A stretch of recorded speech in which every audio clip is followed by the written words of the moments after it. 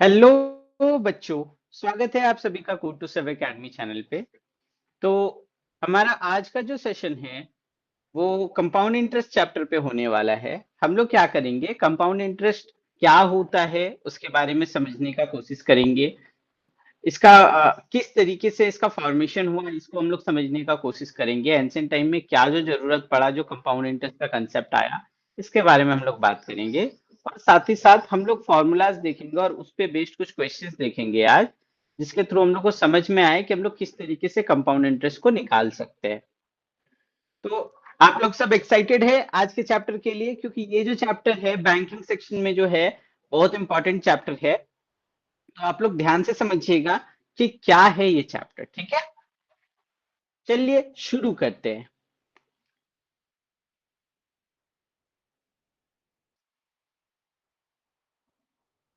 जब हम लोग कंपाउंड इंटरेस्ट के बारे में बात करते हैं तो ये बना हुआ है दो चीजों से। एक तो कंपाउंड और दूसरा है इंटरेस्ट। अब थोड़ा सा समझने का कोशिश करते हैं दोनों चीजों का मतलब क्या है। सबसे पहले हम लोग इंटरेस्ट के बारे में बात करते हैं। इंटरेस्ट का मतलब हम लोग सभी को ही जानते हैं, क्या होता है? ब्याज, है ना। क्लास 8 तक में हम लोग इंटरेस्ट के बारे में पढ़ते आए हुए हैं कि अगर मान लेते हैं हम किसी से कुछ पैसा उधार लेते हैं, फॉर एग्जाम्पल हम लेट अस सपोज कि हम बैंक से उधार ले रहे हैं, ठीक है। तो क्या होता है कि दो तरीके का ब्याज दिया जा सकता है। क्लास 8 में हम लोग सिंपल इंटरेस्ट के बारे में पढ़े थे, नॉर्मल ब्याज के बारे में पढ़े थे। इसमें क्या होता है कि हमारा जो ब्याज है वो एक फिक्स दर पे जो है ऑलवेज हम लोग को मिलता है, और एक फिक्स अमाउंट पे ही हम लोग को ऑलवेज मिलता है। जैसे कि अभी मैं बताऊंगा आपको एग्जांपल के थ्रू। और अगर हम कंपाउंड इंटरेस्ट में बात करें तो हमारा जो प्रिंसिपल अमाउंट है वो बार बार चेंज होता है। अब थोड़ा सा समझते हैं कि ये कैसे चेंज होता है, किस जगह पे है, हम लोग को ये समझ में आएगा कि ये चेंज हो रहा है। इसको समझने के लिए हम लोग क्या कर रहे हैं, एक नॉर्मल एग्जांपल ले रहे हैं, ठीक है। नॉर्मल एग्जांपल क्या है कि मान लेते हैं कि हमारे पास 100 रुपए है, ठीक है।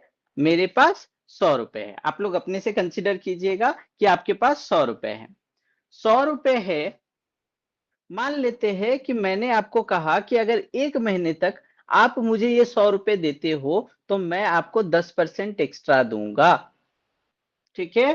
तो अगर 100 रुपए का 10% हम करते हैं तो वो कितना हो जाएगा?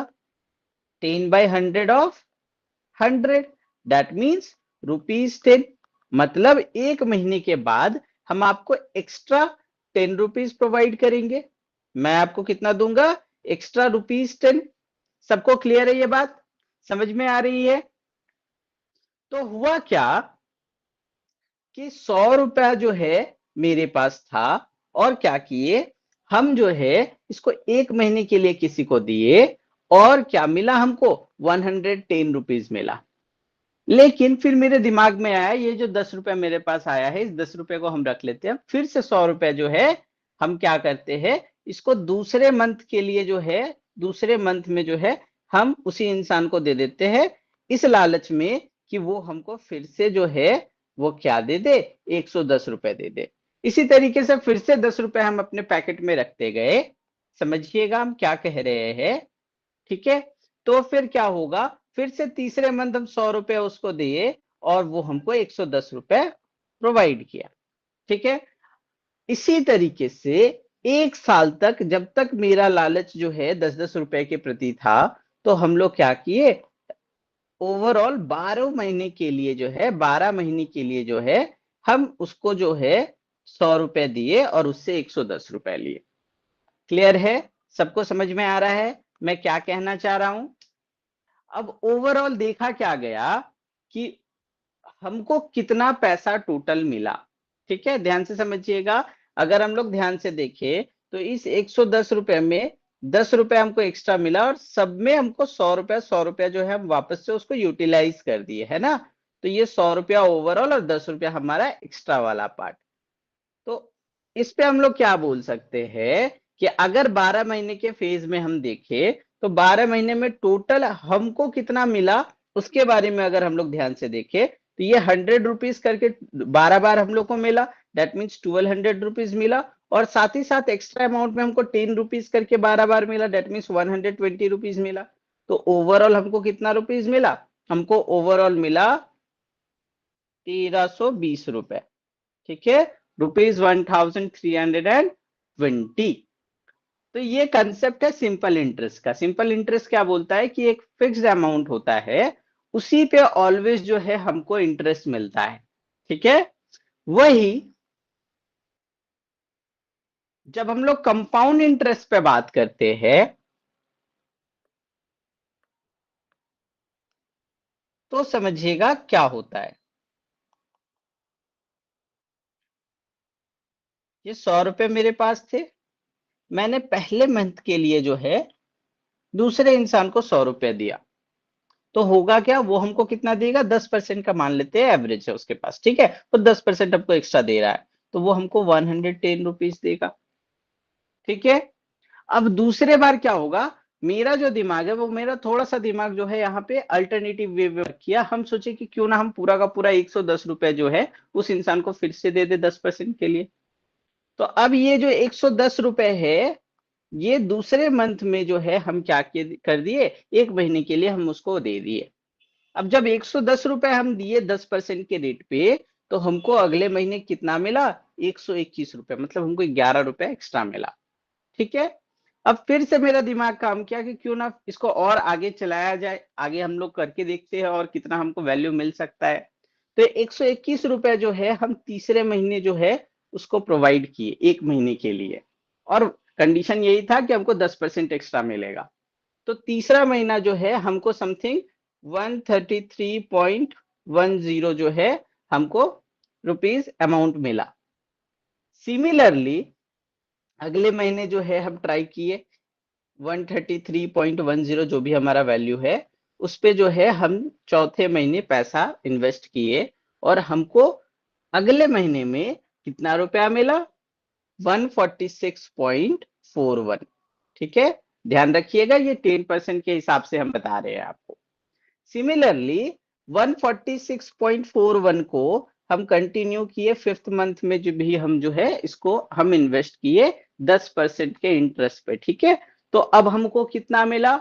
161.051। ठीक है, सिमिलरली 161.051 को जब हम सिक्स मंथ जब हम इन्वेस्ट किए, तो अगले मंथ हमको कितना मिला? 10% के हिसाब से 177.1561। इसको हम लोग राउंड ऑफ में 177.16 लिख सकते हैं। ठीक है, तो इतना पैसा जो है हमको मिला छठे मंथ के एंड में। अब सातवां महीना जब हम लोग का आ गया, तो हम लोग सातवें महीने में 177.16 लगाए, और 10% के हिसाब से हमको मिला 194.876। इसको हम लोग 88 मान लेते हैं। ठीक है, 0.88 राउंड ऑफ में। उसके बाद फिर क्या हुआ, अगर हम 8th मंथ पे जाए तो 194.88 जो है, अगर हम उसको एक महीने के लिए 10% के हिसाब से दे, तो हम लोग को क्या मिलेगा? हम लोग को जो वैल्यू मिलेगा वो होगा 214.37 समथिंग। ठीक है, उसके बाद फिर 214.37 को अगर हम 9th मंथ अगर हम लोग इन्वेस्ट करें 10% के इंटरेस्ट रेट पे, तो हम लोग को कितना मिलेगा? 235.81। ठीक है, ये राउंड ऑफ में हम लिख रहे हैं।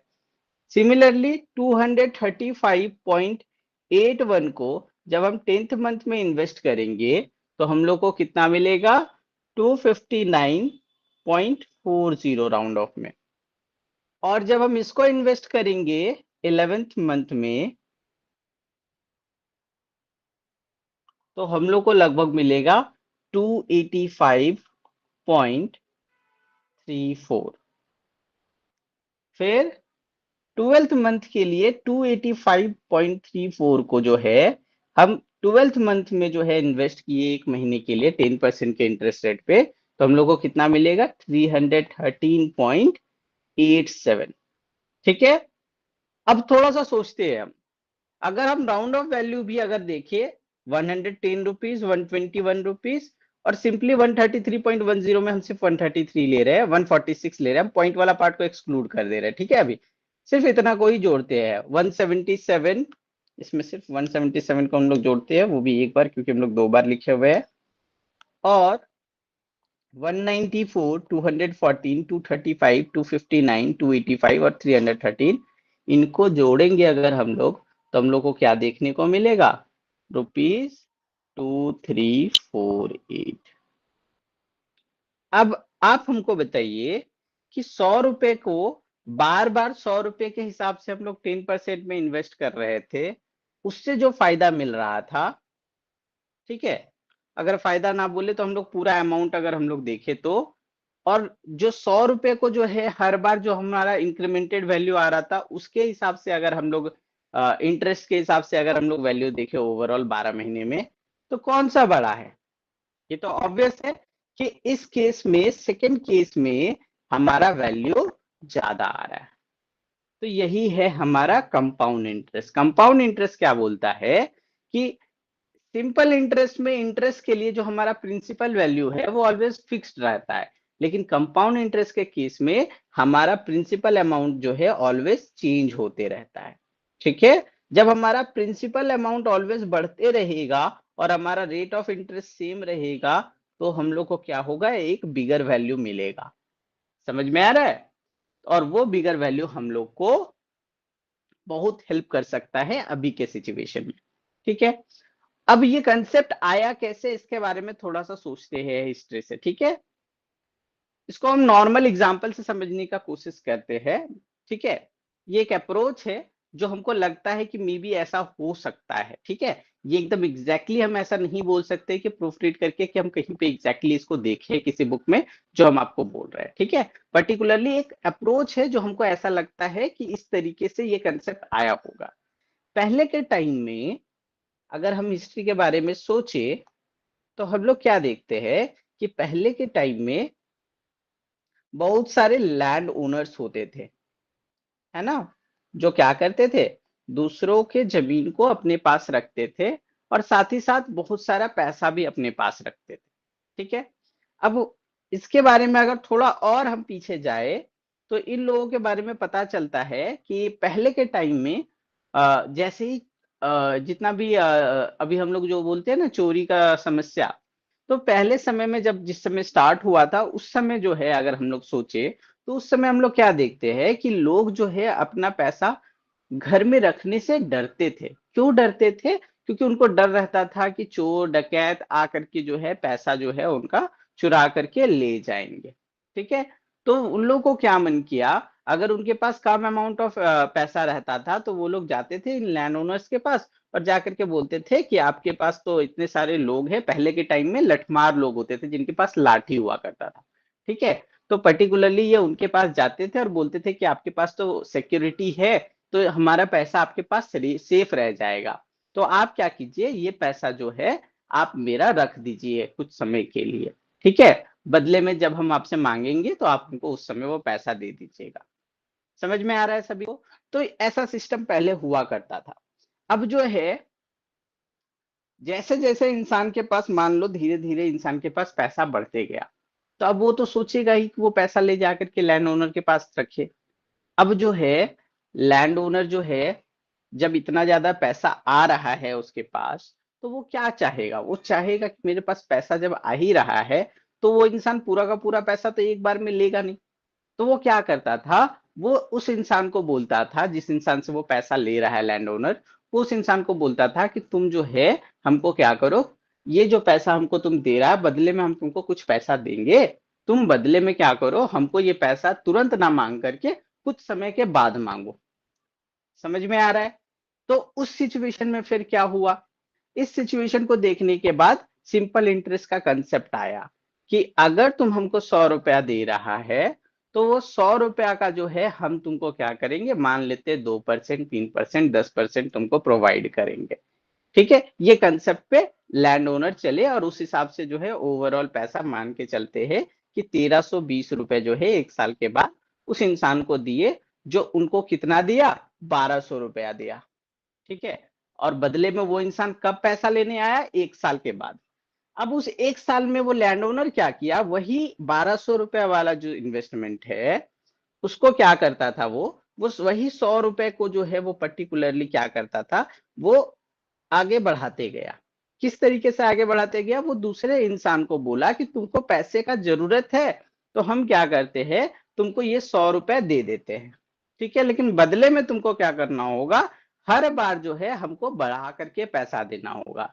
अगर हम पहला बार 100 रुपए दे रहे हैं तो 110 रुपए, दूसरे बार 110 रुपए पे तुम्हारा 10% लगेगा। तो इस तरीके से वो क्या करता था, उन्हीं 100 रुपए पे जो है वो एक्स्ट्रा इनकम करने लगा, और वो जो है उन 1200 रुपए से ओवरऑल 2348 रुपए का जो है एक्स्ट्रा इनकम कर लिया। अब 2348 रुपए उसके पास है, उसमें वो अगर मान लेते 1320 रुपए माइनस भी कर देता है तो उसके पास अच्छा खासा प्रॉफिट बच जा रहा है। समझ में आ रहा है? तो ये है हिस्टोरिकल कंसेप्ट जो हमको लगता है एज एन अप्रोच कि इस तरीके का सिस्टम हो सकता है इंडिया में।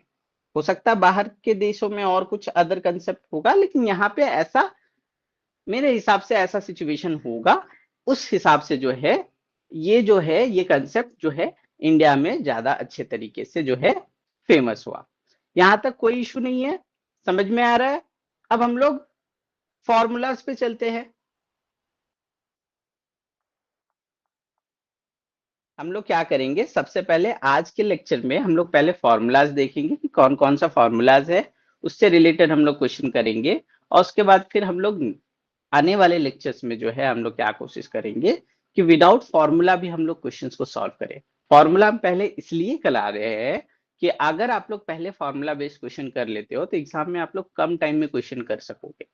ठीक है, और अगर आप लोग नॉर्मल तरीके से अगर इस चीज को सीख जाते हैं तो वो आगे चल के जो है आपको जो है इस चैप्टर का एसेंस सीखने में हेल्प करेगा। ठीक है, तो दो सिस्टम से हम लोग चलने का कोशिश कर रहे हैं। कंपाउंड इंटरेस्ट जब हम लोग सीख रहे हैं तो पहला तो है कि फॉर्मूला के through exam point of view से हम लोग को प्रिपरेशन कर लेना है, और दूसरा पॉइंट ऑफ व्यू ये है कि हम लोग को कंसेप्ट भी अच्छे तरीके से सीख लेना है कि कल के दिन कहीं दूसरे जगह पे हमको अप्लाई करना पड़े तो हम लोग ना सिर्फ फॉर्मूला अप्लाई करें, साथ ही साथ हम लोग कंसेप्ट पे भी ध्यान दें। सबको समझ में आ रहा है? एक बार जल्दी से कमेंट सेक्शन में बता दीजिए कि हम आगे बढ़ सके क्वेश्चन आंसर्स की तरफ।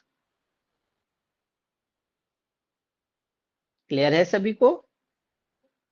जल्दी से कमेंट सेक्शन में बता दीजिए।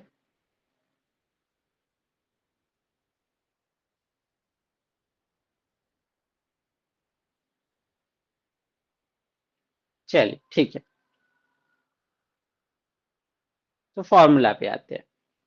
अगर हम लोग फॉर्मूला का बात करें, चार फॉर्मूलाज को दिमाग में रखना है। ठीक है, पहला जो फॉर्मूला है वो है amount is equal to principal plus compound interest. ये क्या कहना चाह रहा है कि एक फाइनल अमाउंट जो बनता है वो कैसे बनता है। एक पर्टिकुलर प्रिंसिपल अमाउंट हम लोग के पास होता है, फिक्स्ड अमाउंट, है ना।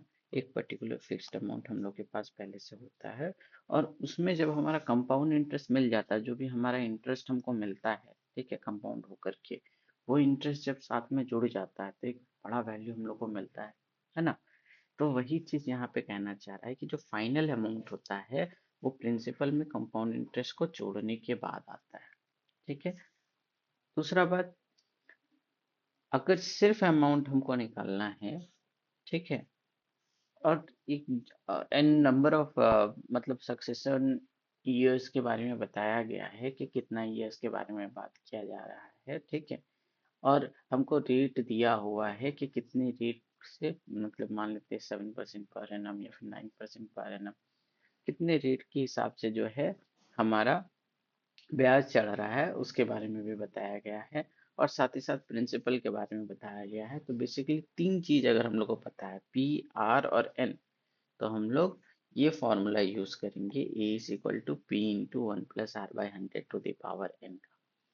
इस फॉर्मूला को हम लोग पुट करेंगे तो हम लोग अमाउंट निकाल सकते हैं। ठीक है, अच्छा, फिर बात आता है सी आई का। जब हमको ये फॉर्मूला पता चल गया और हम यहाँ पे पढ़े हैं कि is equal to P plus C I होगा, तो सी आई का फॉर्मूला क्या होगा? C I is equal to A minus P, है ना?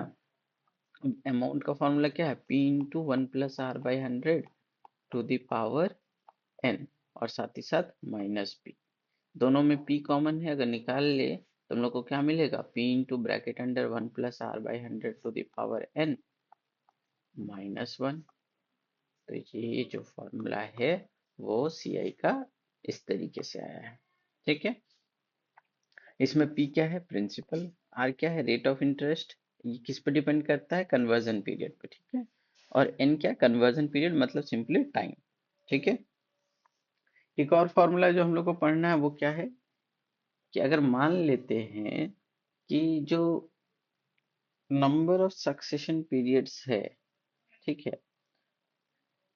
वो तो हमको दिया हुआ है, लेकिन साथ ही साथ जो रेट है वो बार बार चेंज हो रहा है।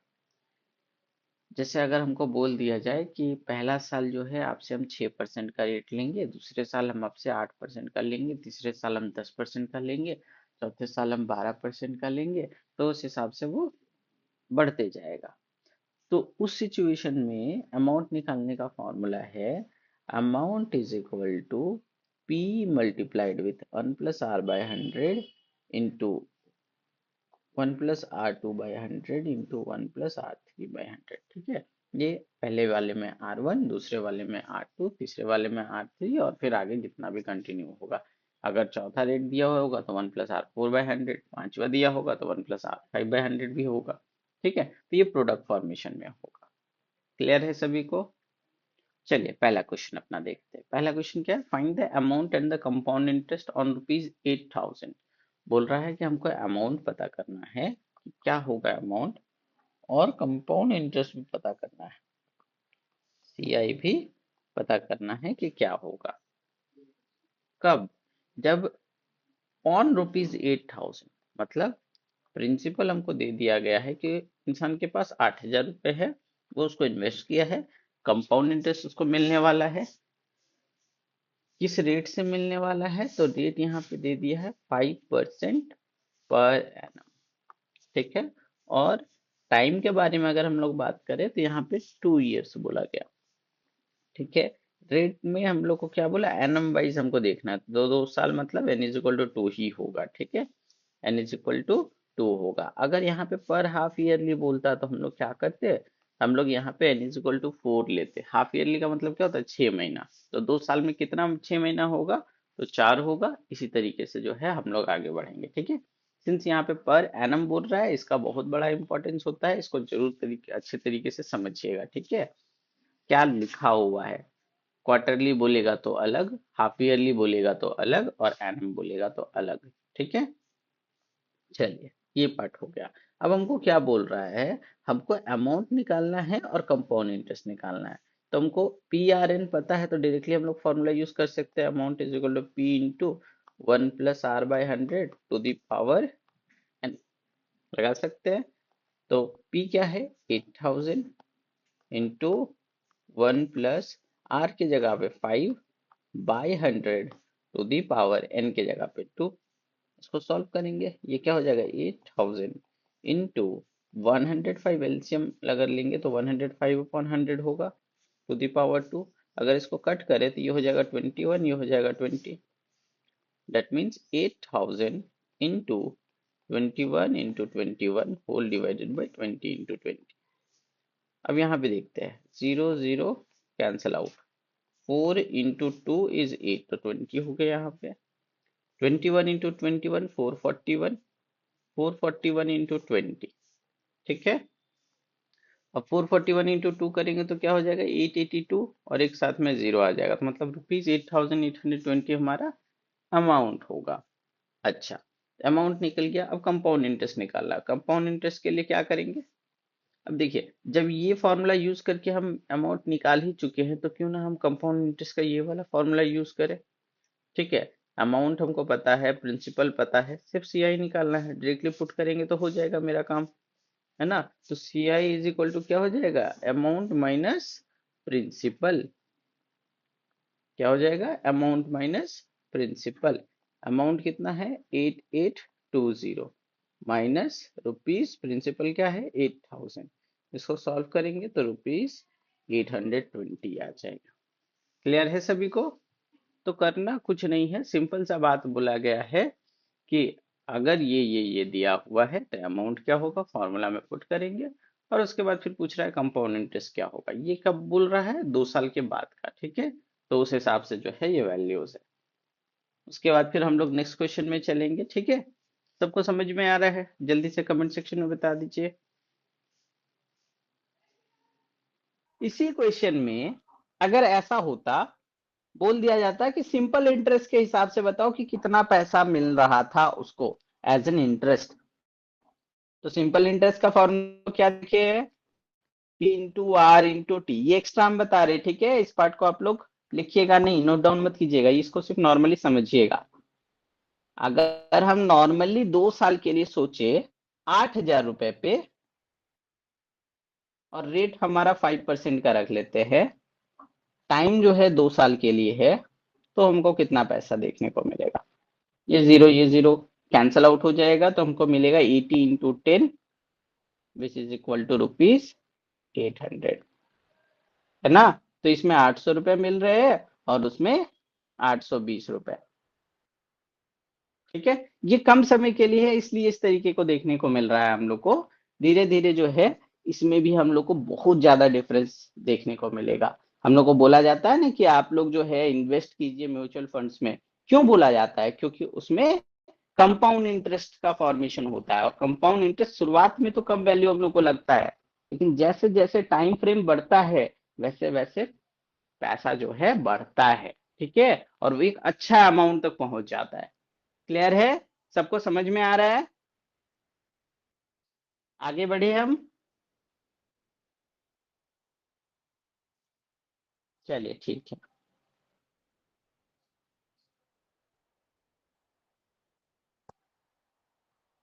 Next question,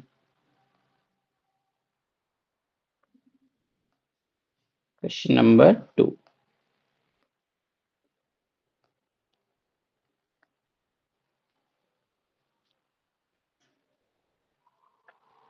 calculate the compound interest for the second year, बोल रहा है कि कंपाउंड इंटरेस्ट निकालना है सेकेंड ईयर का, ठीक है, ऑन रुपीज 8,000, प्रिंसिपल जो है हमारा कितना है 8,000 रुपए है, 8,000 रुपए पे जो है हमको कंपाउंड इंटरेस्ट निकालना है दूसरा साल का, ठीक है। इन्वेस्टेड फॉर 3 इयर्स, और कितने साल तक के लिए इन्वेस्ट किया गया, 3 साल तक के लिए किया गया, लेकिन हमको दूसरे साल का कंपाउंड इंटरेस्ट पूछा गया है, ठीक है। और कितने रेट पे दिया गया है, 10% पर एनम के हिसाब से दिया गया है, ठीक है। तो सबसे पहले हम लोग को क्या बोला, सिर्फ कंपाउंड इंटरेस्ट निकालने के लिए, ध्यान दीजिएगा क्वेश्चन में क्या बोला है, सिर्फ कंपाउंड इंटरेस्ट निकालने के लिए दूसरे साल का, तो सिंपल कंपाउंड इंटरेस्ट वाला फॉर्मूला यूज करेंगे। जब सिर्फ कंपाउंड इंटरेस्ट निकालने के लिए बोला जाएगा तो हम लोग ये वाला फॉर्मूला यूज करेंगे, ठीक है, multiplied with 1 + r/100 to the power n -1, है ना, p bracket under 1 + r/100 to the power n bracket में -1, ठीक है। इस फॉर्मूला को हम लोग यूज करेंगे अभी। तो हमारा प्रिंसिपल कितना है 8,000 रुपए मल्टीप्लाइड विथ 1 + रेट कितना है 10% पर एनम, तो यहाँ पे हो जाएगा 10/100, और कितने साल के लिए हमको कंपाउंड इंटरेस्ट का बात किया गया 2 साल के लिए, है ना, -1। क्लियर है? सबको समझ में आ रहा है हम क्या कर रहे हैं? तो ये क्या हो जाएगा 8,000 इंटू ब्रैकेट अंडर, ध्यान से देखिएगा, यहाँ पे अगर हम एलसीएम लेंगे इस पार्ट में तो हमको क्या मिलेगा 100 + 10 दैट इज 110/100 का होल स्क्वायर, फिर -1। क्लियर है? अच्छा ठीक है, तो ये क्या हो जाएगा 8,000 इंटू, अगर हम इसको कट कर ले तो हम लोग को क्या मिलेगा 5 × 2 = 10, 5 × 2 = 10, फिर 5 × 2 = 10 और फिर 0, मतलब 22/20 मिलेगा। इसको अगर हम लोग देखें तो इसको हम लोग 11/10 भी बोल सकते हैं। That means 11/10 into 11/10 -1। ठीक है।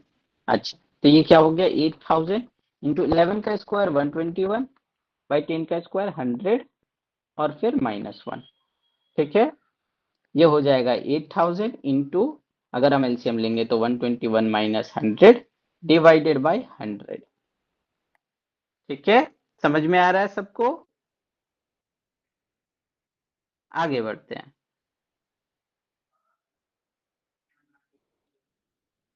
इसको हम लोग सॉल्व करेंगे तो ये क्या हो जाएगा, 8000 इंटू 121 माइनस 100 अगर हम लोग करते हैं तो वो कितना हो जाएगा, इट विल बी 21/100। ये 00 और ये 00 कैंसिल आउट हो जाएगा, तो हमको क्या मिलेगा, ₹21 इंटू 80।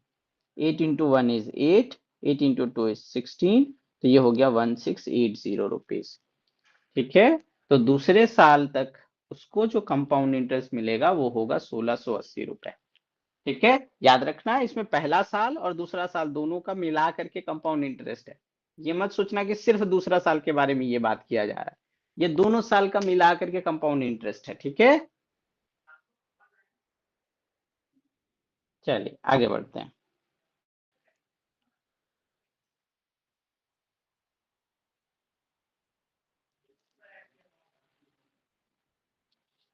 इसके साथ साथ क्वेश्चन हमको ये भी कह रहा है, also find the sum due to, sorry, due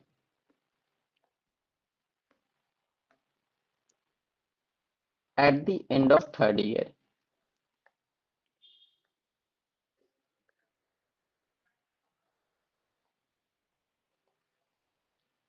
अब थोड़ा सा इस स्टेटमेंट को समझने का कोशिश करते हैं। ठीक है,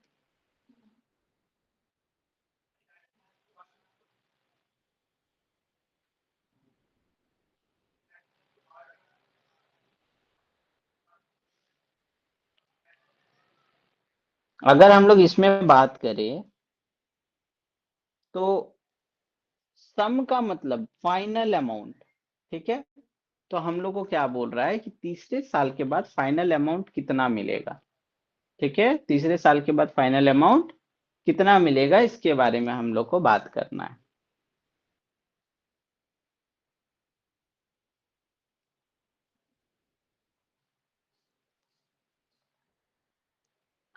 अमाउंट का फॉर्मूला क्या होता है, P multiplied with 1 + R/100 to the power n, है ना। P हमारा कितना था, 8000 रुपए, और इस पे तो हम लोग बात कर ही चुके हैं। आर हमारा अगर 10 है, 10% पर एनम के हिसाब से हम लोग को क्वेश्चन में बोला गया है, तो आर यहाँ पे हमारा 10 है, तो ये हो जाएगा 110/100 to the power 3। That means ये क्या हो जाएगा, 8000 into 11/10 to the power 3। Clear है सभी को? ये जीरो, ये जीरो, ये जीरो मिलकर के ये 000 को खत्म कर देगा, 1000/1000 जो है 1 हो जाएगा। तुमको क्या मिलेगा, 11 into 8 is 88 into 11 into 11 is 121। That means 121 को हमको 88 से मल्टीप्लाई करना है। तो हम लोग को क्या मिलेगा, 8 into 1 is 8, 8 into 2 is 16, 8 into 1 is 8 + 1 9, 968। और उसके बाद फिर अगर हम लोग 8 से करें तो ये सेम जो है हम लोग को 968 मिलेगा। तो ओवरऑल क्या मिलेगा,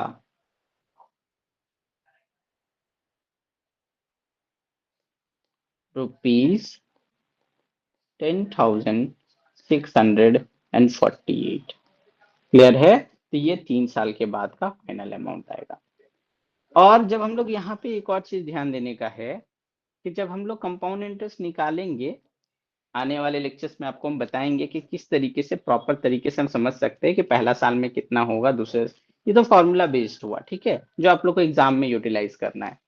लेकिन अगर नॉर्मल तरीके से हम लोग सोच करके वैल्यूज निकालेंगे तो होगा क्या, आपको पता चलेगा कि पहले साल इंटरेस्ट जो है वो 800 रुपये मिलेगा और दूसरे साल जो इंटरेस्ट होगा वो 880 रुपये मिलेगा। तो ओवरऑल यही हो करके ओवरऑल 1680 रुपये आएगा। समझ में आ रहा है? तो अगर हम लोग इस पे बात करें कंपाउंड इंटरेस्ट पे,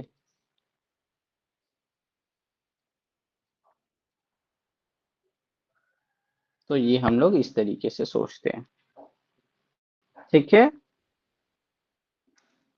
अगर सिर्फ सेकेंड ईयर पे बात करेगा तो हम लोग 880 रुपीज निकालेंगे। और अगर हम लोग को बोलेगा at the end of second year total compound interest कितना हुआ, तो हम लोग बोलेंगे 1680 रुपए, ठीक है। तो आप लोग क्वेश्चन को सही तरीके से पढ़िएगा, क्वेश्चन के हिसाब से आंसर होगा, ठीक है। इस चीज पे आप लोग ध्यान दीजिएगा कि क्वेश्चन में क्या बोल रहा है, ठीक है। अभी हम क्वेश्चन में हम ओवरऑल हम अपने हिसाब से बोल रहे थे, तो इस हिसाब से हम आंसर जो है 1680 बोले। अगर सिर्फ सेकेंड ईयर के बारे में बात किया जाएगा तो उसमें 880 रुपीज होगा, ठीक है। आगे बढ़ते हैं, next question.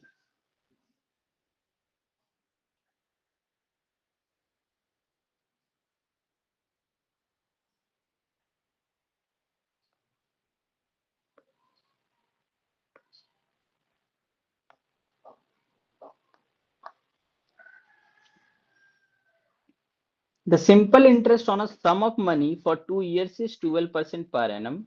At 12% per annum is rupees 1380। बोल रहा है सिंपल इंटरेस्ट दिया गया है, वो कितना है, 1380 रुपए। कितने समय के लिए, टाइम हमको दे दिया है 2 सालों के लिए, ठीक है। उसके साथ साथ रेट ऑफ इंटरेस्ट क्या है, 12% पर एनम, ठीक है। और हमसे पूछा क्या है, अच्छा ये किस पे है, ये जो सिंपल इंटरेस्ट मिला ये कुछ पर्टिकुलर सम ऑफ मनी के लिए मिला था, मतलब प्रिंसिपल वैल्यू के लिए मिला था, ठीक है। कुछ पैसे जो है थे, उसके अकॉर्डिंग जो है इंटरेस्ट जो है 2 साल पे 1380 रुपए आया, सिंपल वाला इंटरेस्ट, ठीक है। अब हमसे ये पूछा जा रहा है कि तुम ये बताओ कि प्रिंसिपल क्या है, पहला जो है सम ऑफ अ मनी क्या है, ठीक है, सम ऑफ मनी क्या है, और दूसरा the compound interest on this sum for 1 year payable half yearly at the same rate. बोल रहा है रेट सेम रहेगा। अगर हाफ ईयरली बेसिस पे हम देखें, मतलब 6 महीने के हिसाब से जब हम देख रहे हैं, तो हमारा कंपाउंड इंटरेस्ट क्या होगा, समझ में आ रहा है। सबसे पहले हम लोग प्रिंसिपल के बारे में कोशिश करते हैं कि कैसे हम लोग प्रिंसिपल निकालेंगे।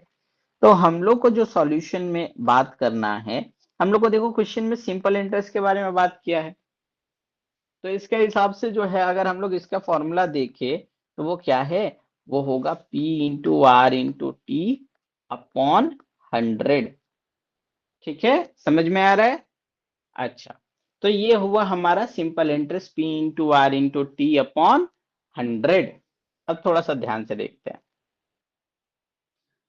सिंपल इंटरेस्ट हम लोग को 2 साल के लिए दिया हुआ है 1380 रुपए, तो हम लोग यहाँ पे पुट करेंगे is equal to P into rate हमारा क्या है 12% पर एनम। और टाइम के बारे में अगर हम लोग बात करें तो वो टाइम कितना दे दिया है, 2 सालों के लिए, है ना, अपॉन 100। तो ओवरऑल हमको पी का वैल्यू क्या आएगा, 1380 into 100 whole divided by 12 into 2। इसमें किसी को कोई प्रॉब्लम नहीं है? अच्छा, अब अगर हम लोग देखें तो हम लोग 6 से इस नंबर को और इस नंबर को डिवाइड कर सकते हैं, 6 इंटू 2 इज 12। यहाँ पे अगर बात करें 6 इंटू 2 इज 12, 6 इंटू 3 इज 18, तो हमको मिला 230 अपॉन 2, है ना, ये मिल गया। अच्छा, अब 2 से अगर हम लोग देखें तो हम लोग क्या लिखेंगे, ये 115 आ जाएगा। 230 को अगर हम लोग 2 से डिवाइड करेंगे तो, ठीक है, तो हम लोग को क्या मिलेगा, P is equal to 11500 whole divided by 2, है ना, इतना मिलना चाहिए। अच्छा, तो पहले 11,000 का आधा करने का कोशिश करते हैं। तो 11,000 का आधा कितना हो जाएगा? 5500, है ना। और 500 का अगर हाफ हम लोग करते हैं तो कितना हो जाएगा? 250। That means rupees 5500 plus 250, which is equal to rupees 5750। Clear है? तो ये हुआ मेरा सम ऑफ मनी, या फिर अभी फिलहाल के लिए ये हमारा प्रिंसिपल हुआ। ठीक है, समझ में आया? आगे बढ़े। देखिए, अलग अलग सिचुएशन पे अलग अलग टर्म, मतलब एक ही जैसा टर्म जो है वो अलग अलग मीनिंग डिपिक्ट करेगा। कुछ क्वेश्चन में ये कुछ अलग तरीके से दिखेगा, कुछ क्वेश्चन में ये कुछ अलग तरीके से दिखेगा, इसलिए चीजों को याद ना करके आप समझने का कोशिश कीजिएगा। ठीक है, सम ऑफ मनी का मतलब है एक ओवरऑल इकट्ठा हुआ मनी। ठीक है, तो अब यहाँ पे बोल रहा है कि जब शुरुआत में एक इकट्ठा हुआ मनी था तो वो कितना था। तो शुरुआत के लिए जब हम लोग बात करते हैं तो वो हमारा क्या कहलाता है? प्रिंसिपल। और जब फाइनल के लिए बात करते हैं तो वो हो जाता है हमारा अमाउंट। ठीक है, तो इसीलिए एक ही जैसा वर्ड का अलग अलग मीनिंग हो सकता है, आपको कंटेक्स्ट के हिसाब से समझना होगा कि किस चीज के लिए यहाँ पे बात करी जा रही है। सबको क्लियर है बात? आगे बढ़े। चलिए दूसरा पार्ट पे आते हैं। दूसरा पार्ट हम लोग से पूछा गया है, the compound interest on this sum for 1 year payable half yearly at the same rate. ठीक है, अच्छा देखिए पहले तो रेट पे बात करते हैं। रेट कितना था? 12% पर एनम। ठीक है, अब यहाँ पे कंडीशन ये दे दिया है कि एनम के हिसाब से हमको नहीं चलना है, हमको किसके हिसाब से चलना है? हाफ ईयरली के हिसाब से, मतलब हमको सालाना नहीं चलना है, हमको 6 महीना के हिसाब से करना है। ठीक है, तो जब हम लोग 6 महीना के हिसाब से करेंगे तो हमारा रेट भी तो आधा होगा। समझ में आ रहा है? तो यहाँ पे क्या हो जाएगा? यहाँ पे आ जाएगा 6% पर हाफ ईयरली। क्लियर है? समझ में आ रहा है? चलिए ठीक है, रेट का पार्ट क्लियर हो गया। अच्छा, जब हम हाफ ईयरली करके बेसिस पे अगर हम लोग सोचे एक साल पे, तो वो टोटल कितना होगा? एन इज इक्वल टू 2 होगा। कन्वर्जन पीरियड कितना हो जाएगा? 2, क्योंकि एक साल के अंदर में 2 हाफ ईयरली आते हैं। ठीक है, अब हमको क्या बोला है? हमको किसका वैल्यू निकालना है? हमको बोला है कंपाउंड इंटरेस्ट का वैल्यू निकालना है इस केस में, है ना। चलिए ठीक है,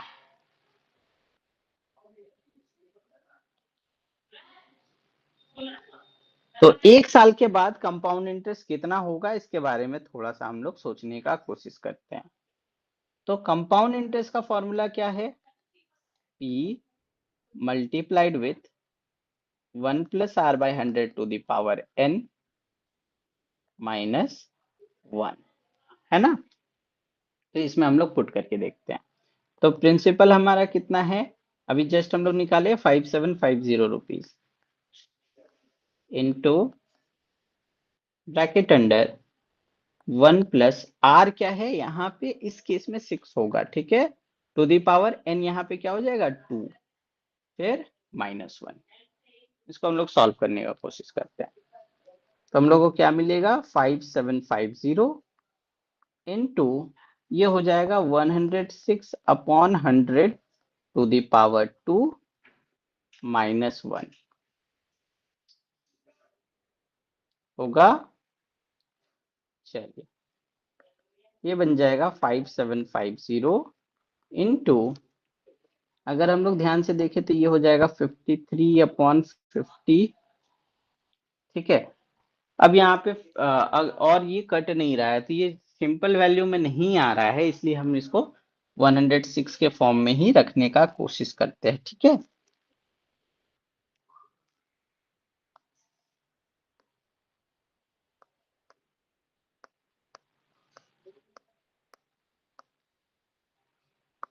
इसमें हम लोग को 100 वाला फॉर्म ही ज्यादा अच्छा रहेगा, क्योंकि 50 का स्क्वायर जो हो जाएगा वो हो जाएगा 2500।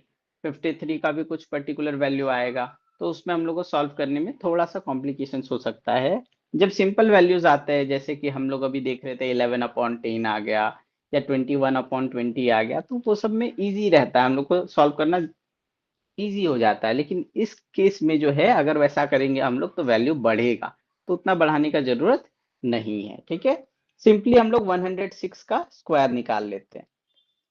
तो 6 इंटू 6 इज 36, फिर आएगा 3, फिर आएगा 6, मतलब 106 इंटू 6 है 636, फिर 0 0 0 आएगा, और उसके बाद फिर आएगा 601, है ना। तो ओवरऑल बनेगा 6 3 12, यहाँ पे 1, यहाँ पे 1, तो ये बन गया 11236 बाय 100 का स्क्वायर है, मतलब 10,000, फिर -1। सबको समझ में आ रहा है हम क्या किए? चलिए ठीक है, अब थोड़ा सा और सोचते हैं। अगर हम एलसीएम लेंगे ब्रैकेट वाले पार्ट में, तो ये क्या बन जाएगा, 5750 इंटू 11236 माइनस 10,000, 11,236 माइनस 10,000 बाय 10,000। ठीक है, अच्छा, जब हम माइनस कर देंगे 10,000 तो हम लोग को क्या मिलेगा, 6 3 2 1 और यहाँ पे 0, दैट मीन्स 1,236। क्लियर है यहाँ पे? तो यहाँ पे हमको मिला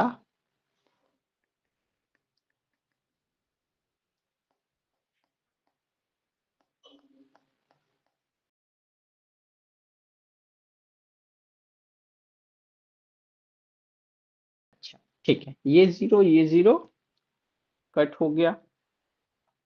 अच्छा ठीक है, इसमें कोई इशू नहीं है। अब हम लोग क्या करेंगे, 575 और 1236 को मल्टीप्लाई करेंगे। ठीक है,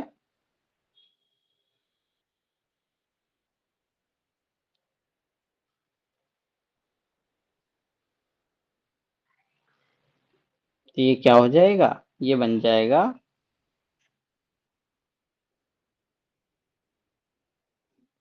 710 700 7,10,700 डिवाइडेड बाय 1000। तो ये कितना बन करके आएगा, ₹710.7 या फिर 0.70। ठीक है, तो ये जो है मेरा कंपाउंड इंटरेस्ट होगा 1 साल के लिए। समझ में आ गया सभी को? कोई इशू है? सबको क्लियर है? तो आज के लेक्चर के लिए हम लोग इतना ही रहने देते हैं। आप लोग घर में जाइए, फॉर्मूला के बेसिस पे क्वेश्चंस बनाने का कोशिश कीजिए, और अगर कहीं पे भी डाउट होता है तो आप लोग डिस्कशन ग्रुप में जुड़ जाइए। कमेंट सेक्शन में या फिर डिस्क्रिप्शन में आपको जो है डिस्कशन ग्रुप का लिंक मिल जाएगा। आप लोग उस व्हाट्सएप ग्रुप या टेलीग्राम ग्रुप से जुड़ करके जो है हम लोग से क्वेश्चन भी पूछ सकते हैं, अपने थॉट्स भी रख सकते हैं। हम लोग किस तरीके से और अच्छा जो है आप लोग को पढ़ाई दे सके, उसके लिए आप लोग कुछ रिस्पॉन्सिबिलिटी दे सकते हैं, हम लोग उस फीडबैक को भी लेने